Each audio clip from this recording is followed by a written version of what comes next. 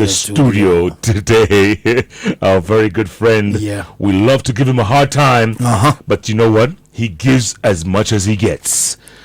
Deputy Government Spokesman Gabriel Muthuma. If you were Gachagua right now, or if he was listening to you, what would you tell him? Well, nothing. What would I need to tell him? What would I need to tell him? Pole, I'm sorry. What would you want me to tell him, bro? What would you want me to tell him? What would you want me to tell him? There's nothing to tell him. Yeah? It's our constitution. And by the way, it is a good thing. We are exercising our constitution. We see the rigidity of our constitution. Would you tell him to walk away? Would you tell him, just resign? No, I'm not in that capacity to advise, really, Jeff. If it was you, I would have advised you to walk away. But no, I mean, he has put a barrage of very good lawyers. They are arguing his case out. Just like every other Kenyan, he is allowed to try and manipulate the justice system. We wish him well. Personally, I wish him well. Man, you hear that? Bro, I know you're looking at me like I'm not a cold person. That's just the reality we live in. It is what it is. It is what it is, buddy.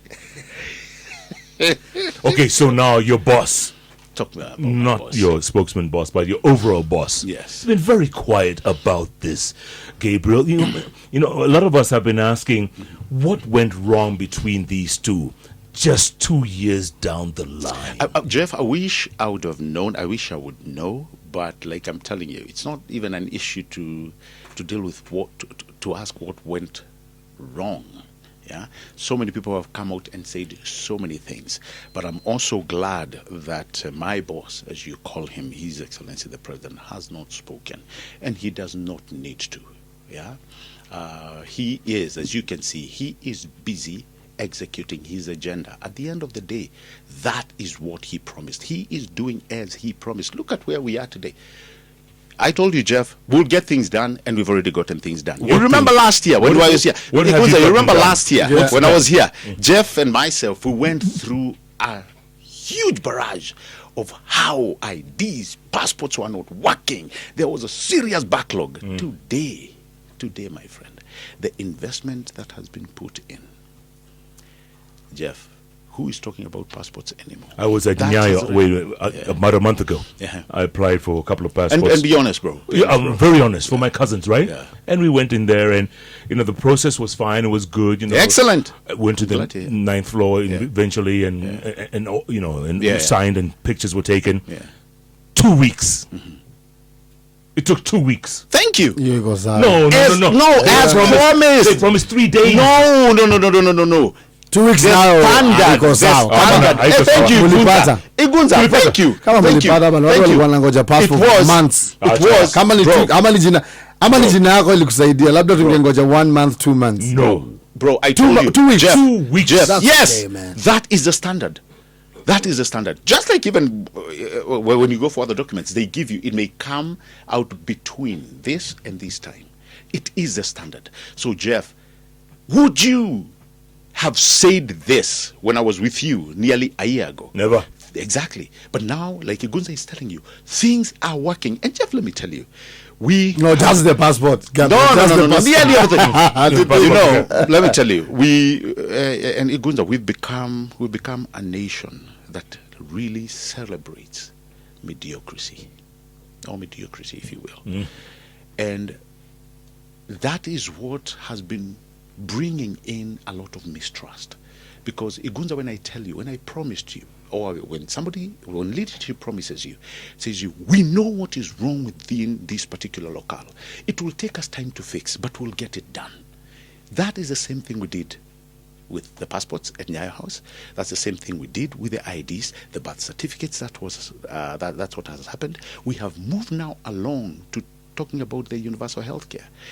It was, Jeff, if you may remember what NHIF was, I keep calling it a cesspool of the corrupt.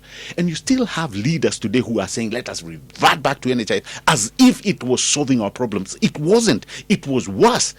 We had gotten to a point where that whole system could not be upgraded. People had known how to steal. Remember, there was a time, I was telling you, Jeff, you had hospitals who would claim and get paid, Igunza, millions worth of shillings that they are performing operations. Come to know, they did not even have a single theater. So people had known how to steal from Kenyans. Now, when the president comes in and says, I know where the problem is, give me time, the first thing you do, Igunza, is to seal the loopholes. It is not an easy task. And Jeff, I'll give you an example.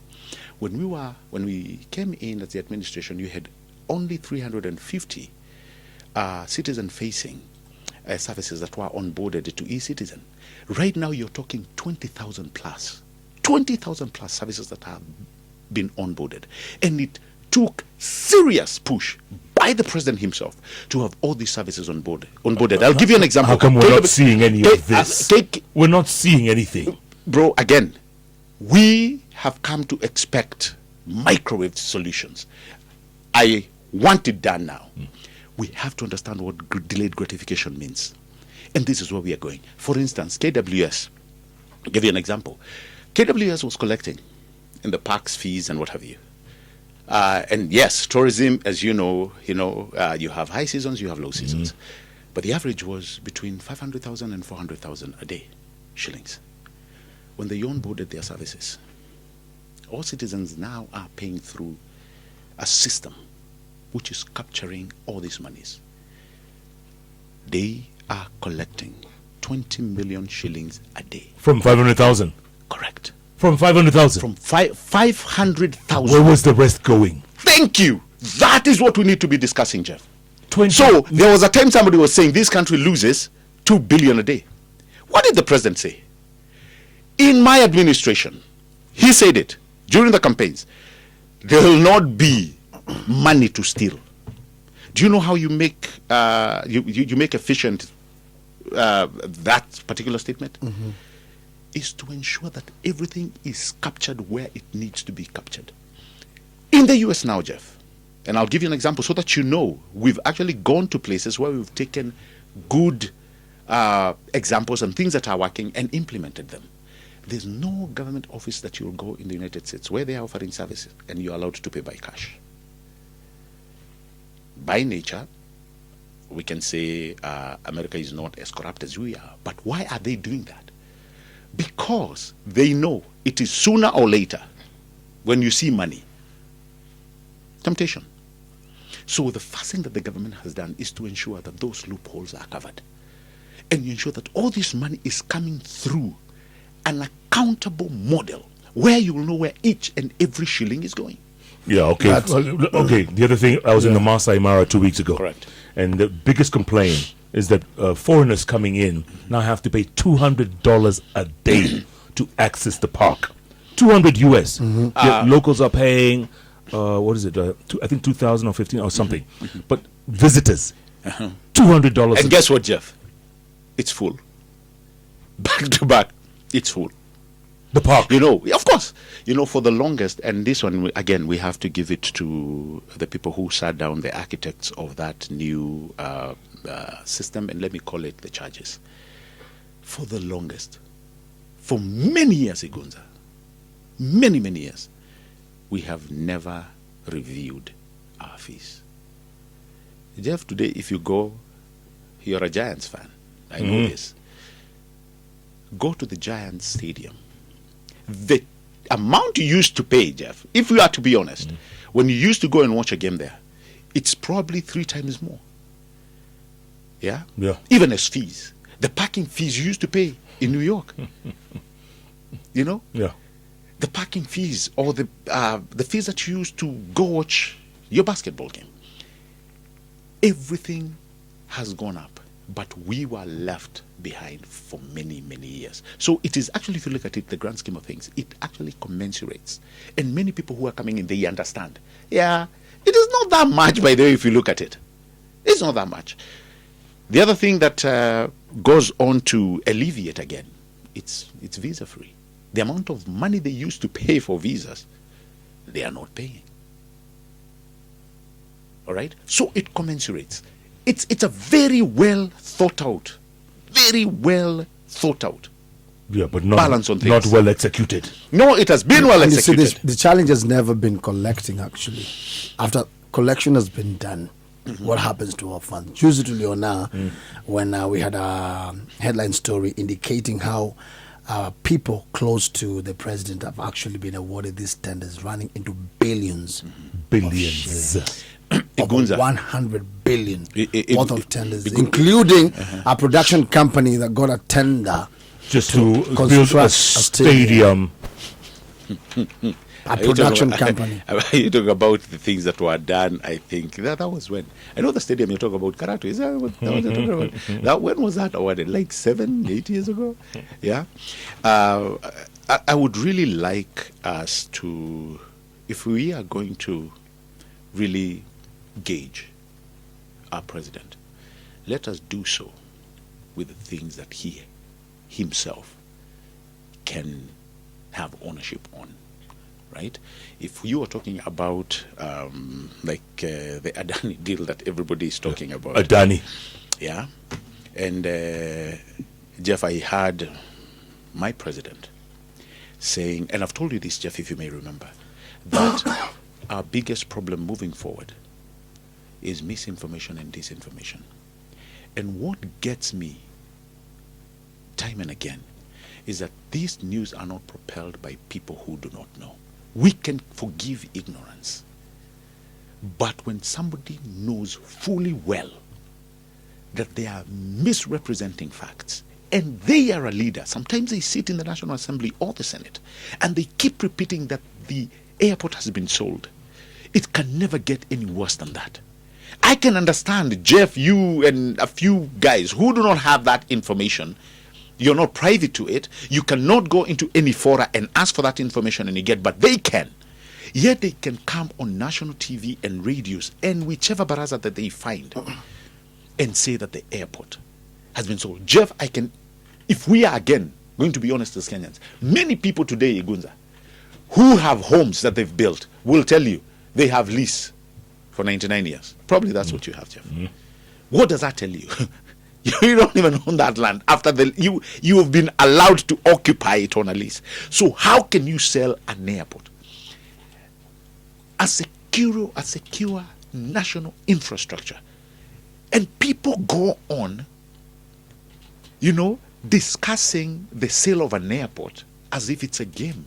In fact, if your neighbors would hear that conversation, they're like, do these people really know what they're talking about? But anyway, any other person who does not have information talking about it, it can be understood even if not condoned. Okay, but when leaders, and here I saw some of them in Parliament questioning the CES transport. I saw them in Parliament questioning the CEO of KAA. I saw them questioning the PIP and PPP committee. And they were told, listen guys, there's nothing that has been signed. Here are the documents.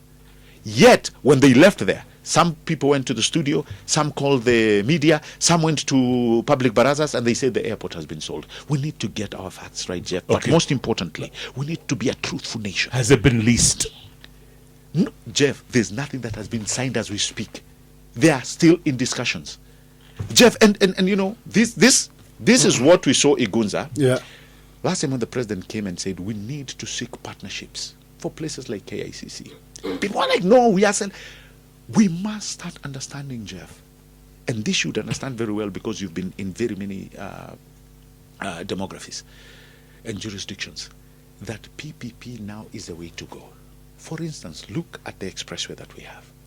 If we had taken a loan, Igunza, to get the road, if we had taken a loan, guess what? We would all of us be paying collective, including your auntie, your grandmother who's in Yeshagi. They'll never use that road. They'll never use that road. But PPP gives the people who are putting that infrastructure to raise funds based on usage. So the person using that road, I pay when I want to use that road. And it has become really an amazing platform where everybody wants to use it. They are making money out of it. Same thing with SGR. So instead of the government pumping money on projects that we can find strategic partners to invest in, let the government go and take that money to areas like education and healthcare. Okay, so ADANI is in Ketraco. Yes. Right? Yes. They've entered Ketraco. Yes. And they're also in SHIF. Yes. right? And the airport. Well, SHIF, it's really far fetched. Wait, come on. let him Come on. land. Yeah, ask the question. Now. Yes. Yeah. So the president says, let's embrace ADANI. As a strategic partner, yes. Are they the As an only investor. ones all over the world? No, like- you know, again, Let me just- Igunza, would we say they are doing something wrong, or it is something you do not like? Those are two different animals. What have they done wrong? Well, No, Jeff. What have they done They wrong? don't have a good reputation outside. Yes, and Well, also apart from that, if their intention is clean and is meant to favor us as a country, why is it that everything is being done in secrecy? Jeff, there's no secret. That's the other thing. Why? The people who are in these discussions have come to the National Assembly when called to do so. After they came to the Senate when they were the called to do so. whistleblowing But you're took saying, place. let me tell you, you're talking about reputation. Yeah. Boeing doesn't have a good reputation today. Bill Gates doesn't have a good reputation. What's your point? No, I wanted to ask you the point of reputation. Who is this? Who is the gatekeeper of saying who has or doesn't have a good reputation? By the way, Jeff, what is so different from the investment that the ADANI are bringing in and what Vodafone brought to Safaricom? What's the difference? Were they not a strategic partner? Safaricom, Igunza, was a loss-making company of Telkom Kenya. They got a strategic partner who not only brought major top dollars in investment, but skill and knowledge. Look what Safaricom is today. Everything was done above board. Yeah. Even this will be done above board. After In fact- whistleblowing. No, there's nothing. In fact, Igunza, there's no way you can build a massive infrastructure like an airport without people knowing. There's no way you could have built the SGR. It's a massive infrastructure. There's no way you'd have done the expressway. It's a massive infrastructure. You have to involve people. So you're saying ADANI is coming to take over JKIA then? No. What I'm saying is, as a strategic partner, they are in discussions. Let us see what they present to Kenyans. And again, Jeff, when we talk about this investment, I've given you an example of the SGR and why the expressway and why the PPP is the way to go now when it comes to such undertakings. We have so many things. We have debt back to back. So for us to save our money and do things that matter, education, healthcare, agriculture, it's more important than parading all of us again with our meager resources to build an airport which we badly need. We are so in need of one. And Jeff, I'll bring you after this to the reason why I think our competition should be external instead of internal. If they are able to build an infrastructure and they know how they are going to collect money and pay themselves, as we also make money out of it, it can never get any better than that. And hence why I was asking you, why should we parade all of us to build an infrastructure where probably 80% of us will never use? JKIA ADANI Deal, the question is, and I'd like you to be clear, maybe you know more than we do, is it a financial challenge that we are trying to address here, or airport management inadequacy? Why should we borrow again? In any case, we don't have that ceiling. So that's a to borrow financing that challenge. money. Correct. The other thing which I don't, yes, you can peg this idea there is, when I say PPP is the way to go, it also gives you options for people to bring skill and a level of efficiency. I've given you a very good example on Safaricom. What they brought in, what they've been able to achieve. Forget what somebody will say, oh, they have a bad name. So many people have been said to be that, but they've proven many people wrong. Having TUI entered into many agreements with other countries which we thought were above board. Their reputation was all over. But we ended up, getting messed. There are so many examples that we've seen littered all over. The thing is, we as a nation must, first of all, learn that our competition, Jeff, very important, that our competition is not within. Our competition is from without. Speaking of competition, the Qataris just built an airport. It's almost done. Yeah. $2 billion US. Yeah. This ADANI deal for 30 years is going to cost $2 billion. Yes. And then they will have shares in perpetuity. In other words, until you and I and Igunza and Baibai and Tosh Ramashosh are long gone. In perpetuity for how many years? The Qataris, you're right. They've invested. I don't know so much, but the study that I've been able to get, the facts that I've been able to get is that the ADANI were talking about ownership of about, did we say a percentage? Was it 18 or 30 around there? About 30. The Qataris are owning Bugesera 60%. 60%. For how long? You do not know. They are owning it. We are getting a better deal than they are. We are not. In what way? A brand new we are airport. talking about 30%. Ours will also be the upgrade. Have you seen how that airport will look like? The other thing is this: how many passengers will they have, and how many passengers is ours going to have? Two different animals, Jeff. Two different animals. First of all, ours, when it comes to ownership, ADANI's ownership is lower than what the Qataris are giving, or what is happening in Bugesera. It's 60% from what I've been able to read. And probably you can confirm those facts. So if you're going to compare apples to apples, Kenya at the end of the day will end up getting a fairer deal. But anyway, our competition, Jeff, people want to eat your lunch. And if we don't take care of it, they will eat our lunch. Igunza, do you know how people look at it? They look at, these guys are fighting. Let us build a new airport. This is Ethiopia. They're building a new airport. Rwanda, as you say, they're building a new airport. And what they look at is how many visitors come to Nairobi, land at JKIA. And as these guys are fighting, how much of that can we get? That's how competition works. You play around, guys will chew you out and spit you out.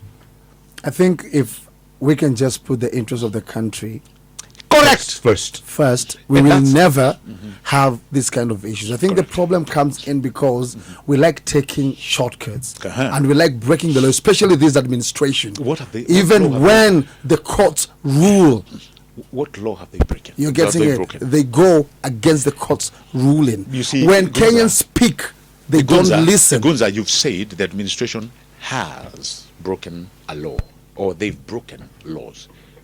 Which of those laws have they broken?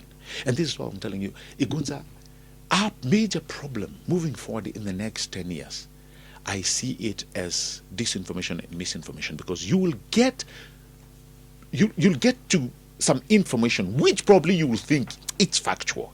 I have seen, including these newspapers, Igunza, including some of your major media houses, retracing what they've told Kenyans. Yeah? You have seen the newspaper where they retract and say, we apologize. Why? We are seeing a serious overflow of misinformation that you can go quickly and say it only to realize it's not true. Jeff, it's actually my constant prayer that the disinformation that is being pumped into this country will not do as much harm as intended. But that's around the world, Gabriel. That's around the world. Yeah, but fake news is everywhere. But you saw in Europe the other day during the Trump and Kamala Harris debate. You remember? Yeah. What did Europe do? They brought down the social media.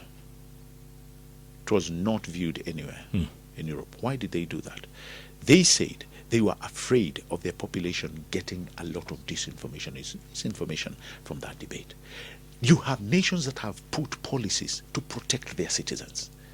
In Kenya, we have been slow in implementing that. And by the way, it is going to be very hard to implement it because We have put it on ourselves in Gunza that we have absolute freedoms. It does not exist, but we want it. We want to say what you want, not to care whether it's hurting anybody, whether it's true or false, because you feel you have the rights under the Constitution and your freedoms are to abuse and insult. Is that why the police are now listening in our phones? Have you done? Yeah, because you see, Jeff, because it's been written. Newspaper. Now you've said You saw the U.S. ambassador responding to that. Yeah, but is there anything? Is there anything that your administration does that you think is wrong? The laws of privacy and rule of law around rights over privacy that needs to be protected in democracies. Including ours. And I agree with this statement. And Igunza, let's do this. If a rogue individual does something, you can't bundle up an entire administration. It is wrong. Same way, if one individual in this media house does something wrong, contrary to your culture, I will not hold the entire media house. And yet abductions are at an all-time high. Aoko has been missing. 339 Kenyans killed. I think we are misusing, and again, this personally, I think we are misusing the word abduction. Listen, Jeff, you see what you've just said? You abduct somebody and take them to a police to a police station. You abduct somebody and take them to Kamakunja police station. The IG of police said, again, he said, people are taken to police stations that are known. All right? You cannot be abducted, honestly, Gunza, and you're taken to Central Police Station. So people know you. Oh, now you're translating English for us, eh? You are arrested. You are arrested. It's a grammar thing now.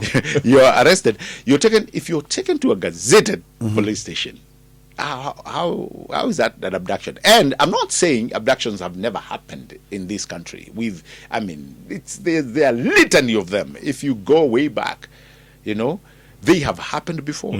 But their president, my boss, has insisted that that's a culture that he does not and he will never support. But it's happening.